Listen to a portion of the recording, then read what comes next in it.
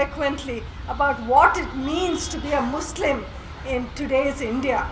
Varda particularly drew the parallel with the Babri Masjid, that when you demolish a mosque, that is the symbol of what is happening to the community. That young people were targeted in a systematic way, and we as Indians should stand up and call out the shame of this.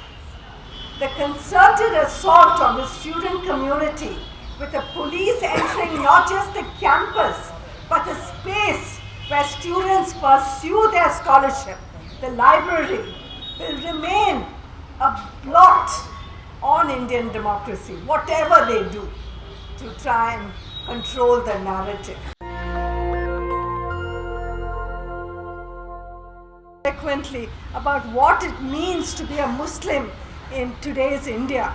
Varda particularly drew the parallel with the Babri Masjid, that when you demolish a mosque, that is the symbol of what is happening to the community.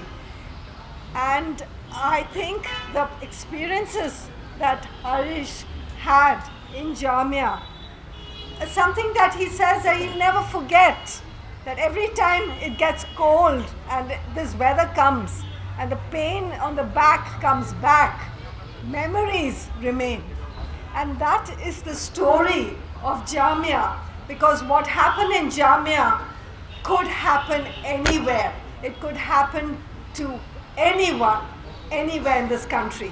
But what is very specific to Jamia is that young people were targeted in a systematic way. And we as Indians should stand up and call out the shame of this. I will end here. Colin couldn't join us, unfortunately, today, but there will be other occasions. We have to keep this conversation going. We have to keep the struggle that we are waging for a more humane democracy going. Destroying democracy through the police. These are the questions we are going to ask today. Also, has the space for dialogue collapsed? The Jamia violence of December 2019 is significant for several reasons. The concerted assault on the student community, with the police entering not just the campus but the space where students pursue their scholarship, the library, will remain a blot on Indian democracy, whatever they do to try and control the narrative. The students saw themselves as a vanguard of democracy and paid and are still paying the price. It's a huge price because they are at the height of their lives and their abilities, and they have been cut short at the height of their existence. And that's why we feel very, very upset and anguished that so many of our students are in jail today in what the government says is the world's oldest democracy. We have to ask ourselves, why have they done that to our students? The bloodied violence the Delhi police perpetrated played out before the public eye.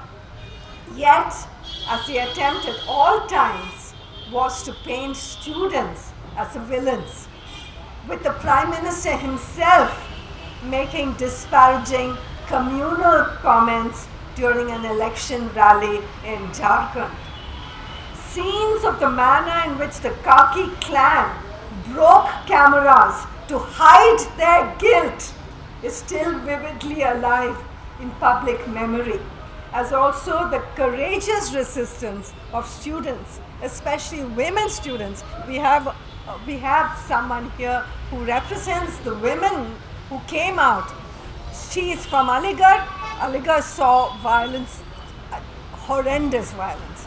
And we saw in Jamia so many young women coming out and standing as a vanguard in the first line of defense. I think that memory of this courageous resistance will be with us for a long, long time. The manner in which an issue of extreme national importance was highlighted in critical ways, in creative ways, in ways that touched hearts and minds of ordinary citizens, not people who go to JNU and Jamia, but ordinary people who are selling bail on the street. It touched their hearts, it touched their minds. And I'm talking of the resistance outside the Jamia campus in those days. Those who went there would know the wonderful, feeling of solidarity that grew from the street onwards to the sky. The fuse lit by an unconstitutional citizenship amendment law burned through educational spaces, civic spaces, neighborhood spaces over the next 9 weeks. We need to proudly remember that students of Jamia and Aligarh were among the first to protest against the act. There is an organic link between the Jamia violence and the internationally acknowledged Shaheen Bagh resistance. Nearly 24 students were locked in jail, losing out, as I said, on the most precious time of their productive lives.